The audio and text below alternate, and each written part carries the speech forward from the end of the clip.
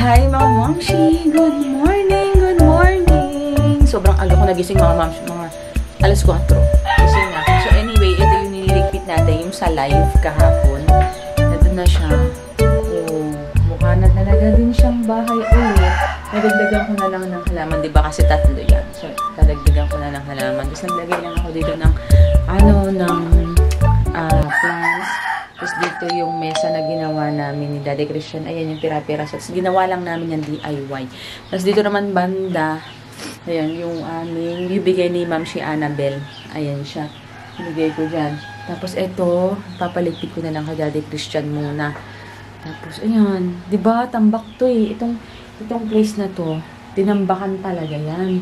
Tinambakan na ni Christian. Kasi yung mga gamit niya nung nag-ayos kami dun sa taas, yung nagpa-ayos kami sa taas, dito nilagay. So, ayun lang yung natira. Tapos ang ginawa ko, nilagay ko sa ilalim yung iba. Yan yung mabibigat. Tapos yung magagaan nando doon para madaling ma-access. Kasi yun, pang Christmas decor. So, bala ko mag-Christmas decor na.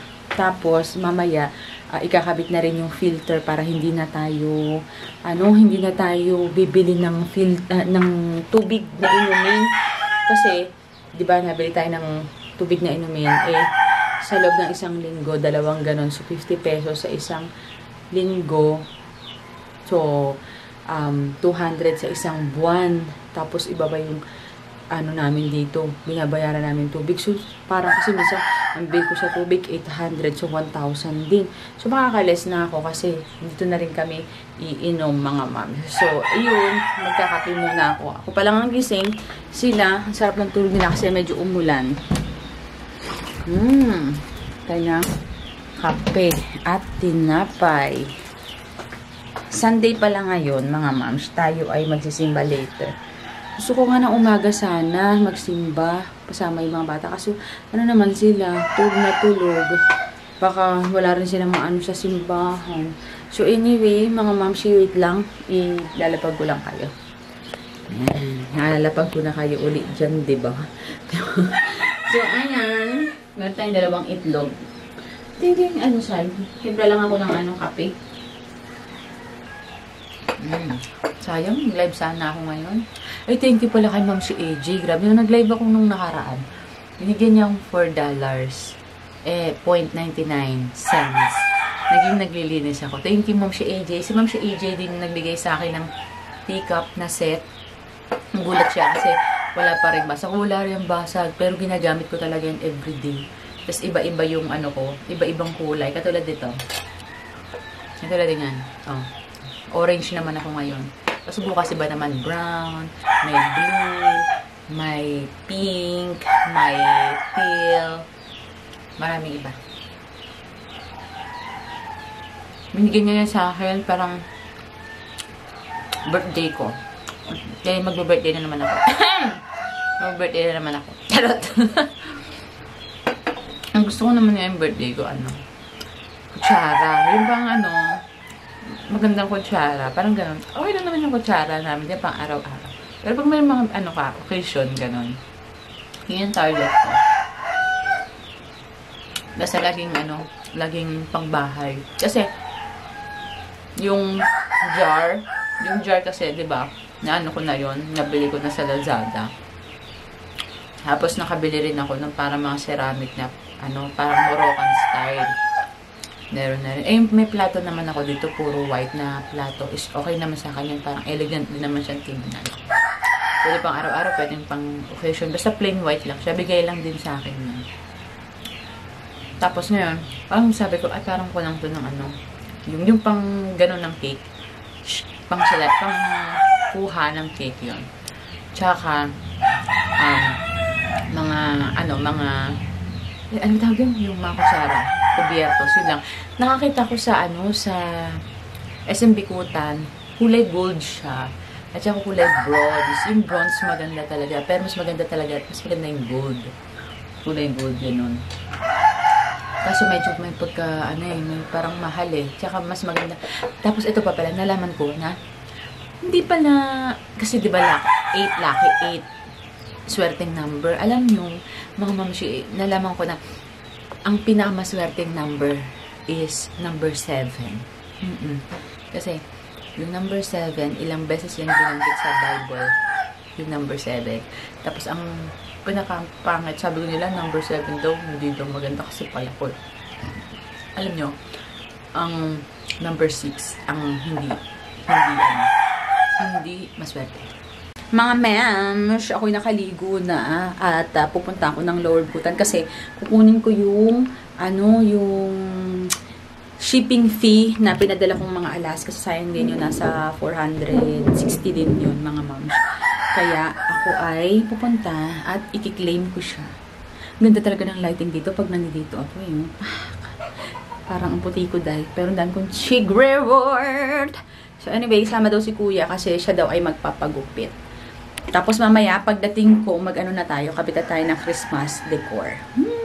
No, ito lang ang aking suot, mga moms. Actually, ito kahapon to. Kagabi to. Pero, wala pang isang oras akong kutong nagamit. Kasi, pumunta lang kami ng Alphamart. Dapat pumunta kami SMP Kutan. Pipila kami sa French Baker. Sabi ko, wag na lang. Baka ngayon na lang kami pumila. Yung mamayang gabi. So, ito, sinuot ko ulit siya. Tsaka yung short ko, sinuot ko ulit. Tapos ito, bigay ito sa akin ni Sis Ana. Parang mga 2 years, 3 years na to sa akin. Ito ang ating ulam, mga moms. Bumili kami ni Kuya Lay ng talong. 20 pesos yan tumpok. Tapos, liempo. Nasa 216. Yan. Tapos, meron pa dito. Iihaw natin. So, yun, may nagtitrending mga mamshi, yung kay Miss Neri na ig na 1,000 pesos meal plan. Pero siguro, ang kasama na dun yung bigas, no? Kasi bala ko siyang gawin sa, alam niyo naman ako, mams, certified wais na misis at matipid na misis ang peg ko. Tapos, gusto ko siyang gawin, gusto ko siyang itry. Kasi, syempre, pero feeling ko, uubra siya. Sa pamilya namin. 4 kami, considered as adult na kami. Tapos, medyo matipid din kami sa ulam. So, siguro ubra siya. Pero, gagawin ko yon mga mamshi. Papakita ko sa inyo kung ano yung mga meal na maluluto ko. Pero, ibabawas ko na ron yung tamang-tama kasi sa loob ng isang linggo, 5 kilong bigas talaga yung nakukonsume namin. Bale, 250 pesos. Kasi ang binibili ko is 50 pesos lang per kilo. So, 5, so 250 pesos yun. So, meron pang 750 pesos. Yun na yung pagkakasyahin ko sa buong linggo na ulam. Hindi kasama dun yung baon ng mga bata na sandwich, ganyan-ganyan. So, ano lang yun, pang umagahan, tanghalian, at saka gabi, hapunan. So, titignan natin kung uubra. Kasi, ang daming nambabash sa kanya na hindi daw ubra. Feeling ko kasi, hindi rin ubra talaga sa iba yung ganung 1,000 pesos, mga mami. Kasi sobrang suntok sa buwan, at saka talagang malaking challenges talaga yung gagawin mo dun. So, anyway, mga mamsi, mamaya sa baba, pag-uusapan natin yan. Wala pa rin kaming internet. Mamaya pa daw 2:00. Magluluto muna ako, and then natapos na ako magtupi. Yung mga nilabhan ko kagahapon is okay na rin. Natupi ko na. Tapos, hintayin na lang natin maubos tong maluto tong ulam natin. Si Daddy Christian nasa taas. Ay! Muusok yung aking nasa taas siya. Meron siya inasikaso. Di pa namin yung nagagawa yung namin. Ayan. Yung namin, yung tinayong poste para sa taas. Di. Hi. Mag-hi ka naman. Hello. Tapos yung mga dragon fruit nilagay na lang dyan. Ayun, may bunga pa nga yun. Tinabas ko, diba? Tapos nilagay ko dyan. Tapos yan, hindi pa namin na ilang linggo na yan. 2 linggo na ata yan. Di pa rin nagagawa, day. Tapos yung isang dragon fruit na doon, ililipat ko na lang yan dito. Mas maganda kung nakalungay-ngay siya. Para para in case na gusto mong triman, yung dragon fruit, ang dilim. Yun, ipapaganon ko na lang siya doon. Kasi in case na gusto mo siyang triman, magha-harvest ka, mabilis. Kasi nang nandito, kasi pag nandito, Diyos ko, hirap na hirap kami mga mamsi, kunin yung bunga. Tapos pag magtitrim, hirap na hirap din kami, ako pala. Kasi ako lang naman magtitrim dyan, ako lang din asikaso day. So, nilipat ko na dyan. Anyway, si Kuya Prince, gising na siya. Gumangon ko na dyan, Indoy. Tapos, kain na tayo maya-maya. Gusto ko ng malamig na soft drinks na Coke. Sinisipag ako mag-vlog, sinisipag din ako maglinis. Ngayon, mga moms, mamaya pagbaba natin after natin kumain, maglalagay na tayo mga decoration. Pakunti-kunti, papachi-pachi para magkaroon ng buhay ang ating bahay. Na, pag nag-decorate na ako doon, hindi na ako dito matutulog. Okay lang, tulungan mo ko. Ay, oo, isi-separate ko pala yung mga decoration ng Christmas tree kasi nga, ibebenta ko yun. Kasi bala kong magpalit ng decoration sa Christmas tree. So, dapat ngayon pa lang, mabenta ko na siya. Teka lang, at umuusok na. Kung makikita nyo, umuusok na yung aking iniihaw. Guys, dito tayo kakain sa lapag. So, wala tayong mesa. Dito tayo sa baba. Kain na. Kain na. Etong kakainin ko. Wow, syarap. Bigay ng pamangkin ko. Birthday niya kahapon. Meron tayong gulay. Talbos ng kamote. Tapos meron tayong talong inihaw. Meron tayong liempong inihaw. Okay na kayo. Dito ka diyo. Sa tabi ko. Ito sa akin. Lasagna. Hindi naman eh. Sarap. Kain. Kaya mo tsara, Prince.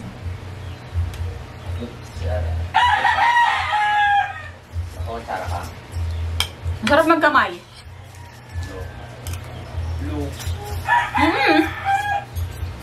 I am not Indian. Ay, kaka. Indian lang mo nagkakamoy. Hindi, me. Joke lang. No, I was kidding. Prince, Una, kain na. Uy! Hindi yan sa akin. sa akin to. Ito sa akin. Ito din natin itong pasta. You like this one? Gusto mo naman? Gusto mo? Well, kuya ikaw. Gusto mo ito? Okay. Medyo madami mo na sa akin.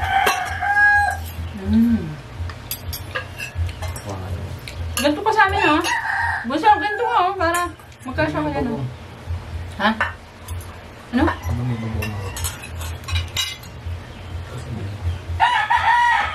Bigas.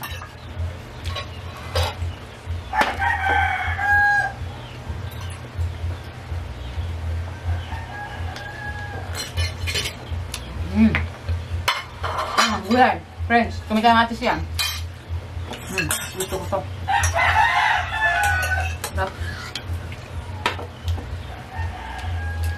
O, diba? Pagkatapos natin kumain mga mamshi, siesta tayo. Tapos nunod tayo ng Lord of the Ring. At ito ang aking mga baby son. Mamaya na tayo mag-ayos ng ating for the decoration. Magsusort muna ako. Tapos itigda ko kung ano pwede ibenta. Para iba ng pang decorate. Sobra kasi over yung mga decoration na yun. Tapos lalagyan ko din sa may labas ng pintana dun sa taas para masaya. Maganda rin tingnan. And parang yung isang Christmas light dun ko rin ilalagay para sa gabi yung Christmas light na lang yung sisindihan, diba? Para Paskong Pasko na dun sa taas at saka dito sa baba. Magsisiesta muna tayo, mamaya tayo, sisimba. And then pagbalik namin galing church, saka na lang siguro ako maglalagay ng decoration gabi. Hi mga moms, ang sarap-sarap matulog. Pwede pala ako mag-video na ng haganto. O, diba? Tapos habang nag-usap tayo, tananan. Naglagay pala ako dito ng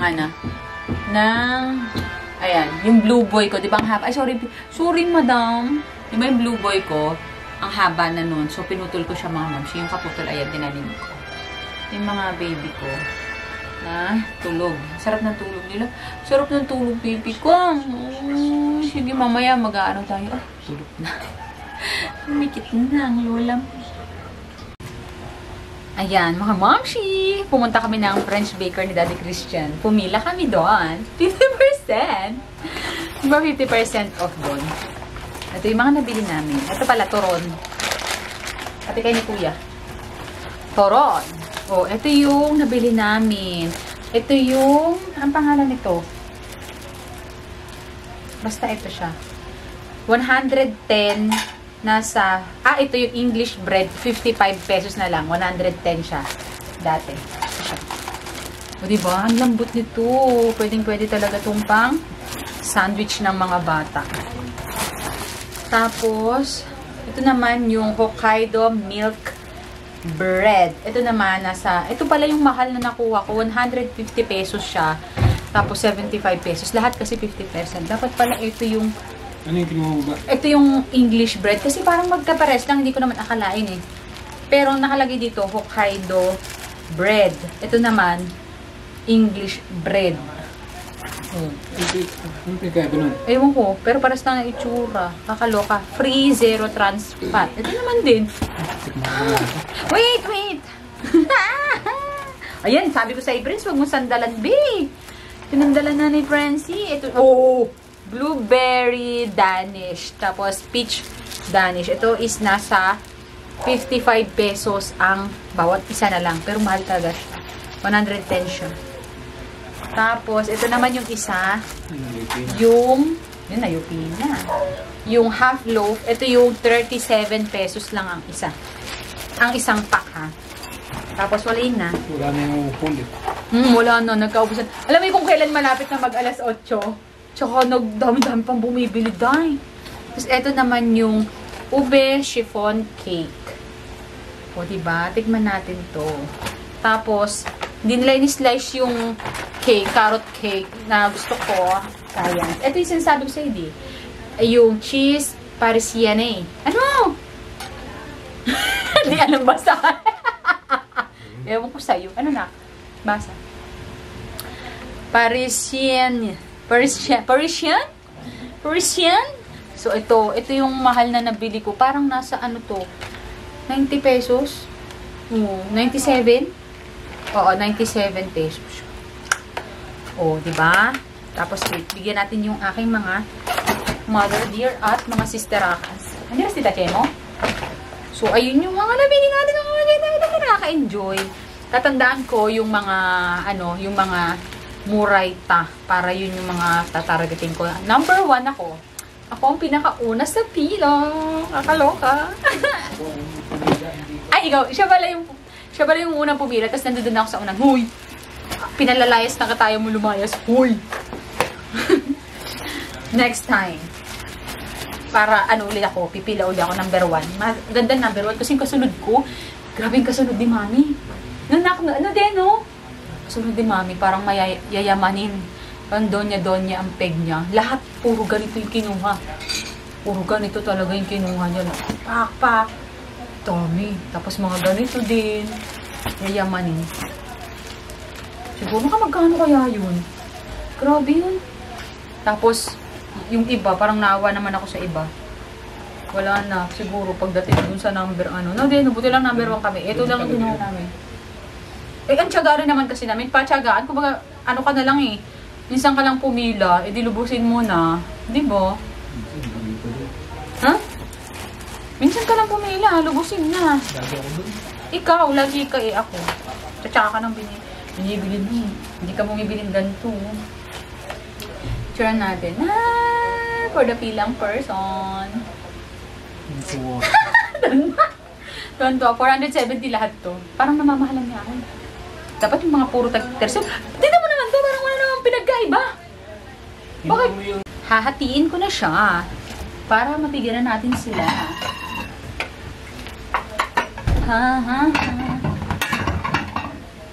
Ibigyan ko sila. Diba? Nagpakan mo na yung kanin. Ibigyan ko sila nitong chiffon at saka yung cheese. Ay, hati-hati na pala to, Day. Bango di. Kakakuha bang. Masarap pala dito. Dapat pala bibili ako ng bili tayo ng masarap na yun sa whipped cream. Di, bili tayong whipped cream. No? Na de? Whipped cream. Uy, sarap. 1 2 3. Diba? 3. Bakit? Yan. Tapos, bigyan din natin sila, mama nito. Uy, iakit mo to. Uy! Wow. Upak. Yummers. Wow. Ito. Ay, ang lambot. Oh my gosh. Hi! Namiss mo si Mame? Namiss mo? Namiss mo, baby? Uy, daddy. Uy, tara men, dito. Punta dyan. Ay. Franz! Bilaan nyo yan. Uy, lang. Frenzy.